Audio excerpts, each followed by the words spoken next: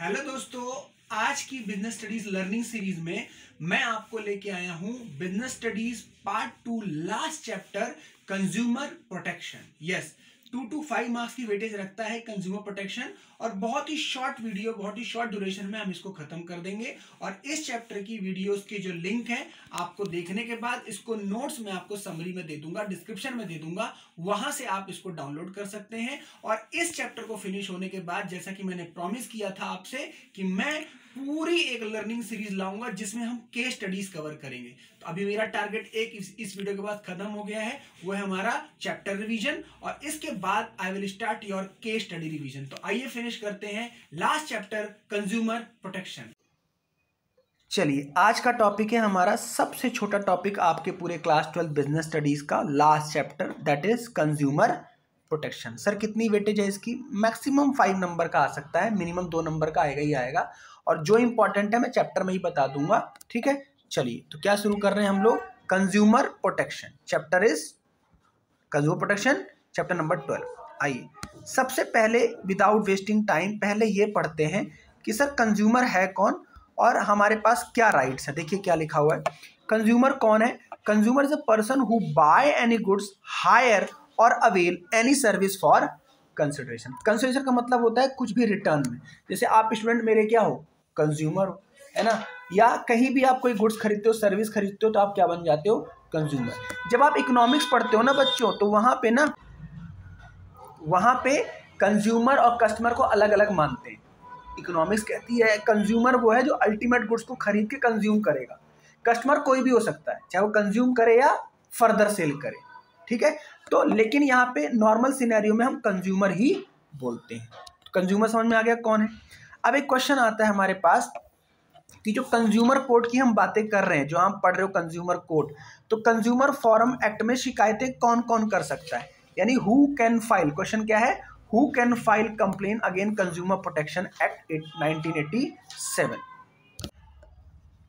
1986 बच्चों। बट यहाँ पे आप जब लेटेस्ट बुक से पढ़ोगे तो वहाँ पे हमारे कंज्यूमर प्रोटेक्शन एक्ट को ना संशोधित कर दिया गया है, एक्ट को ना रिवाइज कर दिया गया है। तो आपको 2019 लिखना है बुक में।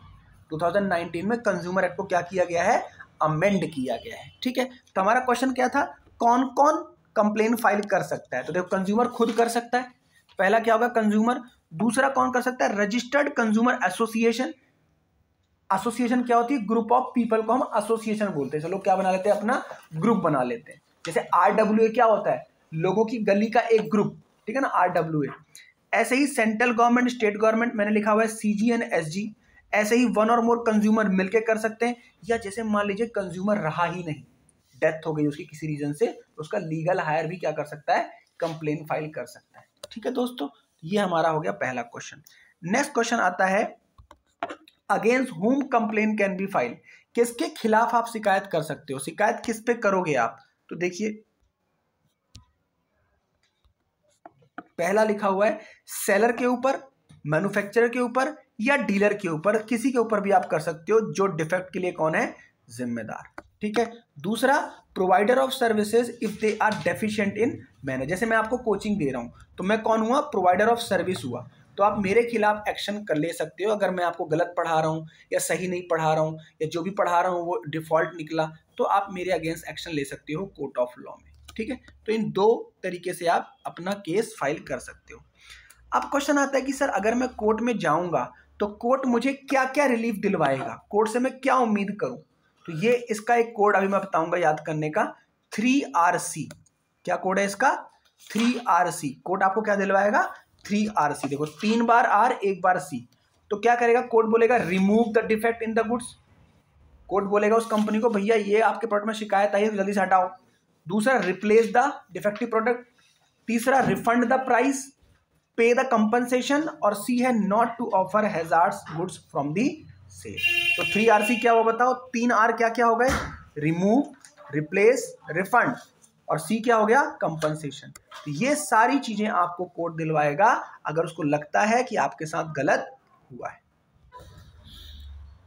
नेक्स्ट आते हैं टॉपिक पे, और ये है आपके इस पूरी बुक का most important topic, that is right of consumer. और यहीं से क्या आएगी आपकी 101% केस स्टडी किसी भी एक राइट पे केस स्टडी होगी।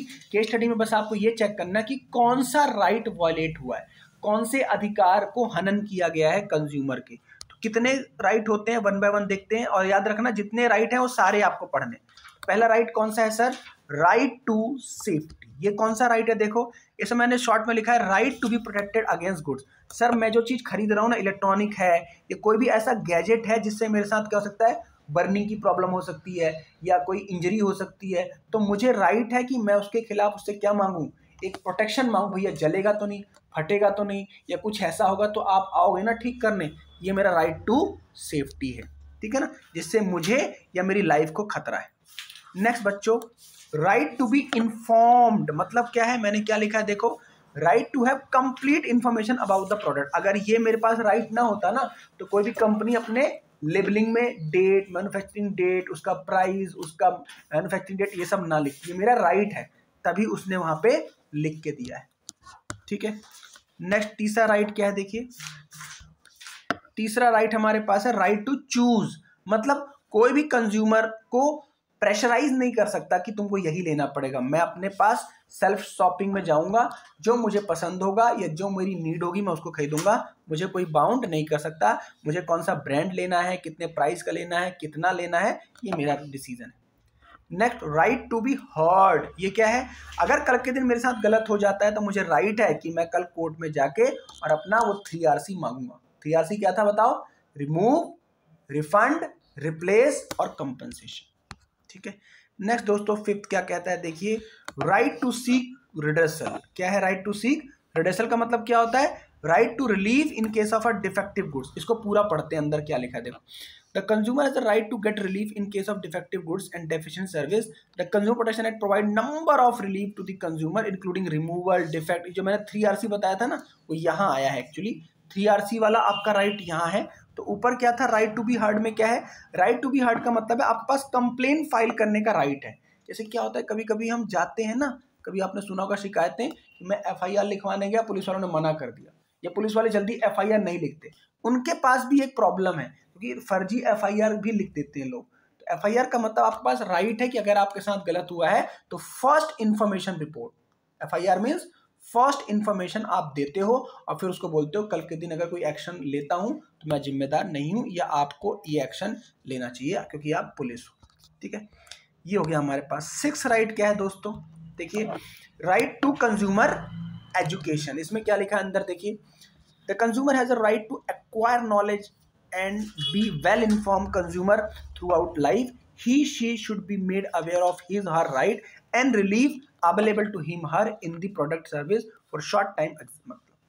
मतलब जरूरी नहीं कि आप खरीदोगे तभी कंज्यूमर हो, आपको थ्रू आउट लाइफ नॉलेज देना उसकी जिम्मेदारी और आपका राइट है, ठीक है ना। मतलब इंफॉर्मेशन आपको मिलनी चाहिए, मार्केट में क्या हो रहा है, मार्केट में क्या नया, क्या पुराना हुआ, कौन बैन हुआ, ये आपका अधिकार है, ठीक है। तो ये सारे 6 राइट आपको 6 के 6 याद करने, और इन्हीं में से केस स्टडी आएगी। अब आप क्या करो, इसके पहले कि मैं आपको आगे पढ़ाऊं, वीडियो को पॉज करके पहले आप पूरे राइट को बुक से डिटेल लाइन बाय लाइन पढ़ लो।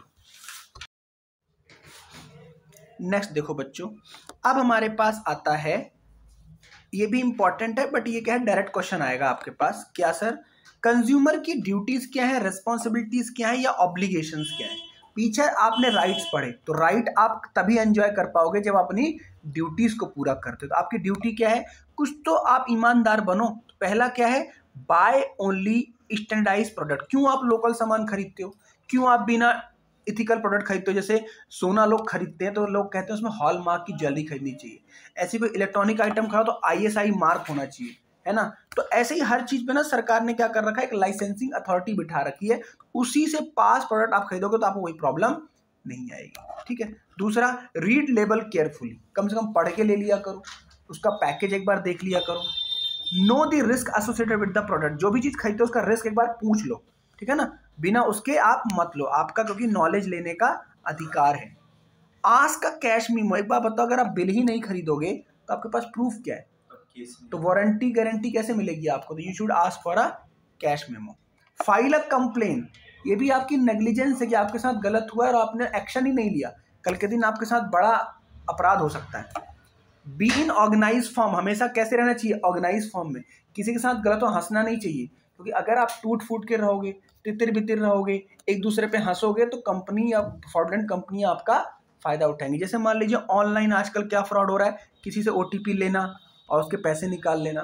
मान लीजिए आपके दोस्त के साथ हो गया, तो आप हंसोगे, कल के दिन आपके साथ भी हो सकता है। तो आपको एक दूसरे की हेल्प करके ऐसा एक्शन लेना चाहिए, कंप्लेंट फाइल करें आप। ठीक है दोस्तों। नेक्स्ट है aware of the market. Market में क्या चल रहा है, क्या पुराना हो गया। अब जैसे मान लीजिए आज की डेट में मैं आपको लैपटॉप बेचूं, बाहर से बहुत अच्छा हो वो लैपटॉप, लेकिन मान लीजिए उसकी रैम बिल्कुल भी नहीं है ना, उसकी विंडो करप्ट हो, आपको कुछ नॉलेज तो होनी चाहिए ना कि आजकल विंडो कौन सी चल रही है, कितनी रैम आजकल सूटेबल है, 4G चल रहा है, 3G चल रहा है या 5G आ गया। आपको मार्केट के बारे में अवेयर रहना भी आपकी एक जिम्मेदारी। ठीक है बच्चों, इसको पहले बुक से पढ़ लो, फिर आगे चलते हैं।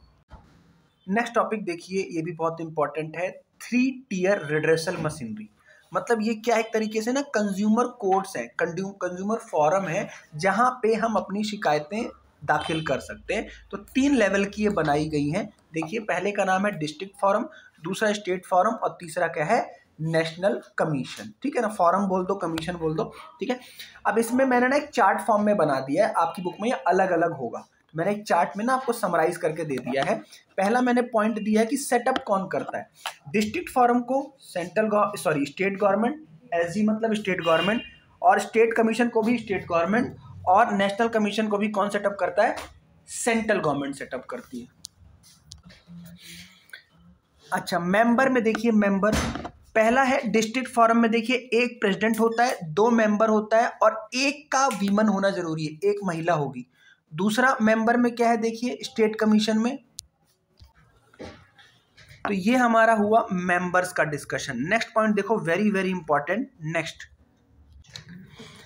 नेक्स्ट देखिए, जहां पे चेंजेस भी है और आप अपनी बुक में चेंज कर लेना, मैं अपने नोट्स में यहां चेंज कर रहा हूं। देखिए, दूसरा आता है कि कितने रुपए तक का हर्जाना जुर्माना आप मांगना चाह रहे हैं। जैसे मान लीजिए आपके साथ गलत हो गया और आपको लगता है इतना कंपनसेशन मुझे चाहिए, तो अगर डिस्ट्रिक्ट कोर्ट में जाते हैं आप, तो आपकी वैल्यू ऑफ जो सर्विस इन क्वेश्चन है, मतलब आपका जो नुकसान हुआ है और कोर्ट में आप जा रहे हैं, तो डिस्ट्रिक्ट कोर्ट कहता है कि अगर 1 करोड़ तक, 20 लाख नहीं है, 1 करोड़ तक का जुर्माना हर्जाना है, तो आप कहां जाओ, डिस्ट्रिक्ट में। 1 करोड़ से 10 करोड़ तक की प्रॉब्लम है तो स्टेट में, और 10 करोड़ से ऊपर की प्रॉब्लम है तो कहां जाओ आप, नेशनल कमीशन में। तो ये वैल्यू आप बुक से एक बार चेक कर लेना, 1 करोड़ तक, 1 से 10 करोड़, 10 करोड़ से ऊपर। ठीक है, नेक्स्ट पॉइंट देखिए। नेक्स्ट हमारे पास आता है प्रोसीजर। नेक्स्ट देखिए, प्रोसीजर सब में सेम है। प्रोसीजर का मतलब क्या है कि जैसे ही आप शिकायत दर्ज कराओगे तो प्रोसेस क्या होगा, तीनों में सेम प्रोसेस है। क्या, गवर्नमेंट उसको क्या भेजेगी, नोटिस भेजेगी, उसके पास एक लेटर जाएगा कंज्यूमर फोरम का कि आपके खिलाफ शिकायत आई है इस चीज की, आप इसका रिप्लाई करें फटाफट और ये बताएं क्या ये शिकायत सही है, क्या आप पे एक्शन लिया जाए। ये सब में सेम है। एक्शन में क्या है, तीनों में सेम है। एक्शन कैसे लिया जाएगा, आपका जो प्रोडक्ट है वो लेबोरेटरी में भेजा जाएगा और चेक किया जाएगा क्या सच में ही आपकी सर्विस में कुछ ना कुछ गड़बड़ है, ये चेक किया जाएगा। लास्ट दोस्तों एक बार फिर से चेक करेंगे। नेक्स्ट देखिए, अग्रीड पार्टी ऑप्शन। अब ध्यान समझिए ये वाला पॉइंट क्या कहता है। जैसे मान लीजिए कोर्ट में एक्शन हुआ और कोर्ट ने किसी एक को दोषी करार दिया, तो उस दोषी पार्टी को हम बोलते हैं अग्रीव्ड। मतलब वो अगर चाहे तो ये, अगर उसको लगता है कि नहीं मैं सही हूं, मुझे खामखा गलत फंसाया गया है, तो वो आगे अपनी कोर्ट में बात ले जा सकते हैं। जैसे मान लीजिए आप डिस्ट्रिक्ट कोर्ट में हार गए तो स्टेट कोर्ट में जाओ, स्टेट में हार गए नेशनल में जाओ, नेशनल में हार गए सुप्रीम कोर्ट। लास्ट में सुप्रीम कोर्ट हमारा लास्ट फैक्ट फाइंडिंग अथॉरिटी है। तो यहाँ पे क्या लिखा है, आप क्या कर सकते हो, अगर डिस्ट्रिक्ट में हार जाते हो तो यहाँ पे 30 नहीं, इसको ठीक कर लो, यहाँ पे 45 डेज है। यानी अगर आप कहाँ हार जाते हो, डिस्ट्रिक्ट में, तो आप क्या कर सकते हो, next level of authority. Next level of authority क्या है बताओ, स्टेट कमीशन में आप जा सकते हो। कितने दिन में, 45 दिन के अंदर। और अगर आप स्टेट में हारते हो तो कहाँ जा सकते हो, नेशनल कमीशन में 30 दिन के अंदर। और अगर आप यहां भी हार जाते हो नेशनल कमीशन में, तो 30 दिन तक कहाँ जा सकते हो, सुप्रीम कोर्ट। ठीक है दोस्तों, तो ये डेज और लिमिट आपको याद रखनी है, ये रिवाइज्ड है। ठीक है, चलिए यहां तक पहले आप बुक से ध्यान से पढ़िए, फिर हम आगे प्रोसीड करते हैं। नेक्स्ट हमारे पास अब आता है दोस्तों कंज्यूमर के अवेयरनेस के लिए हमारे देश में ना कई एनजीओज काम करते हैं, ठीक है ना। उस एनजीओज के ऊपर हमसे क्वेश्चन पूछा जाता है कि वो एनजीओ क्या करते हैं, एनजीओ कौन कौन से हैं। तो कुछ एग्जांपल आपकी बुक में होंगे, वो आप याद कर लेना, वो एमसीक्यू का एक क्वेश्चन बनेगा कि कौन कौन से एनजीओ हैं, ठीक है। जो मोस्ट इंपॉर्टेंट है एनजीओ के पॉइंट ऑफ व्यू से वो ये है, क्या, role of consumer organisation and NGO for the consumer protection, यानी एनजीओस करते क्या हैं, इनका रोल क्या है हमारे देश की अर्थव्यवस्था में, वो हम लोग देखते हैं। और इसको मैं अभी याद भी करा दूंगा, इसका मैंने एक कोड वर्ड बनाया है, ठीक है। चलिए देखिए क्या है यहाँ पे। पहला लिखा हुआ है educating the general public about consumer right. ये क्या करते हैं, कंज्यूमर को उनके राइट्स बताते हैं, कंज्यूमर के हित के लिए काम करते हैं, लिखा हुआ है second point, interest in consumer right. तीसरा, encouraging customer to strongly protest and take an action, वो बोलते हैं कि आपको एक्शन लेना चाहिए। फोर्थ, प्रोवाइड लीगल असिस्टेंट, कई कानूनी आपको हेल्प भी देते हैं। पांचवा, फाइलिंग कंप्लेन इन एप्रोप्रिएट कोर्ट्स, आपको वो बताते हैं आपको केस कहाँ फाइल करना है। छठा, पब्लिशिंग पीरियोडिकल्स, बुक्स नॉलेज वगैरह के लिए ये लोग पब्लिशर्स ये भी बुक भी प्रिंट करते हैं। नेक्स्ट आपका ऑर्गेनाइजिंग एग्जीबिशन, और एक क्या है, प्रोड्यूसिंग फिल्म्स, यानी छोटी छोटी फिल्म बनाना, है ना। अब इसको कैसे याद करेंगे सर, तो मैंने इसका एक कोड बनाया बहुत ही बेहतरीन। क्या, मैंने यहाँ पे एक कोड बनाया है, देखिए इसका मैंने कोड बनाया, देखिए एनजीओ खुलने से लाइफ जो आपकी है LIFE वो पॉप हो गई है, पॉप। ये आपको कोड अगर याद हो जाए तो करना है, अदरवाइज सीधे याद कर सकते हो क्वेश्चन को, तो वो याद कर, लाइफ पॉप को मैच करते हैं। चलो, L फॉर बताओ क्या होगा, legal assistance. I for interest in consumer, आप ढूंढ लेना, आपको सारे पॉइंट बुक से मेरे मैच करेंगे। F for filing complaint. E for educating the consumer. P for क्या है, पब्लिशिंग। O फॉर क्या है बताइए, O से क्या आएगा, ऑर्गेनाइजिंग एग्जीबिशंस, O से। और नेक्स्ट P से क्या आएगा, 2 P है, देखो पब्लिशिंग एक P है और एक है प्रोड्यूसिंग फिल्म्स। तो आपको ये सारे 7 पॉइंट मैंने याद करा दिए, ठीक है। तो ये भी आपको याद हो जाएगा। लास्ट टॉपिक दोस्तों इस चैप्टर का आता है, वो है इंपॉर्टेंस ऑफ कंज्यूमर प्रोटेक्शन। क्या जरूरत है, क्या वैल्यू है कंज्यूमर प्रोटेक्शन की, वो हम लोग देखते हैं। अब देखिए, तो कंज्यूमर प्रोटेक्शन की क्या वैल्यू है, 2 तरीके से पूछा जाएगा, ऑर्गेनाइजेशन के पॉइंट ऑफ व्यू से क्यों जरूरी है कंज्यूमर प्रोटेक्शन, और फिर एक आएगा कंज्यूमर के लिए क्यों जरूरी है। तो देखिए पहला कहता है लॉन्ग टर्म इंटरेस्ट। देखो अगर आप कंज्यूमर का शोषण करोगे, लगातार प्रताड़ित करोगे, गलत सेवा सर्विस दोगे, तो आप कब तक बिजनेस कर पाओगे। इसलिए कंज्यूमर प्रोटेक्शन आपके लिए लंबे बिजनेस के लिए, लंबे टाइम के लिए जरूरी है। दूसरा, गवर्नमेंट इंटरवेंशन, अगर आप चाहते हो गवर्नमेंट आपके काम में इंटरफेयर ना करे, आपके प्रॉब्लम क्रिएट ना करे, तो आपको गवर्नमेंट इंटरवेंशन में पार्टिसिपेट ना हो, ताकि आपको, तो आप क्या करना चाहिए, आपको कंज्यूमर प्रोटेक्शन में फेयर काम करना चाहिए, ठीक है। नेक्स्ट आता है मोरल जस्टिफिकेशन। इसका मतलब होता है ये आपकी नैतिक जिम्मेदारी है कि कंज्यूमर को वेलफेयर के लिए आप काम करें, कंज्यूमर के बेनिफिट के लिए आप काम करें, ठीक है। Next, business uses society resources. आपको ये समझना पड़ेगा कि जो लैंड है, लेबर है, कैपिटल है, वो सब कहाँ से आई है, सोसाइटी से आई है। याद करो मैंने आपको पढ़ाया था इकोनॉमिक्स में सर्कुलर फ्लो ऑफ इनकम, जिसमें हमने एक चार्ट पढ़ा था कि लैंड आती है सोसाइटी से, लेबर आता है, कैपिटल आता है, फिर बदले में हम क्या देते हैं बताओ, लैंड को हम देते हैं रेंट, लेबर को हम क्या देते हैं, वेजेस, और कैपिटल को क्या देते हैं, प्रॉफिट। तो इस तरीके से सर्कुलर फ्लो मेंटेन करने के लिए आपकी जिम्मेदारी है कि आप एक बेटर तरीके से काम करें। फिर कंज्यूमर के पॉइंट ऑफ व्यू देखते हैं क्यों इंपॉर्टेंट है कंज्यूमर के लिए। पहला है कंज्यूमर इग्नोरेंस। कंज्यूमर क्या है, छोटी छोटी चीजों को इग्नोर करता है, उसके साथ गलत भी होता है फिर भी वो ये सब एक्सेप्ट करता रहता है। तो ऐसा ना हो, आपको कंज्यूमर प्रोटेक्शन का इंपॉर्टेंट है। Next, unorganise consumer. मैंने अभी कहा था आपको कंज्यूमर को ग्रुप में रहना चाहिए, शोषण होना चाहिए, तो मजाक नहीं उड़ाना चाहिए दूसरे का। ग्रुप में रहोगे तो आपको कोई तोड़ नहीं पाएगा। जैसे एक कहानी सुनोगी ना आपने, एक लकड़ी को तोड़ना आसान है, 5 लकड़ी इकट्ठी उड़ाएंगे तो तोड़ना मुश्किल है दोस्तों। Next, wide spread exploitation. Consumer का बहुत बड़े लेवल पे क्या हो रहा है, शोषण हो रहा है। 1 रुपए भी लूटा जा रहा है, 1 करोड़ रुपए भी लूटा जा रहा है। तो ये आपको चूज करना है कि आप कौन सा शिकार बनते हो। इसलिए कंज्यूमर प्रोटेक्शन एक बहुत जरूरी है, राइट।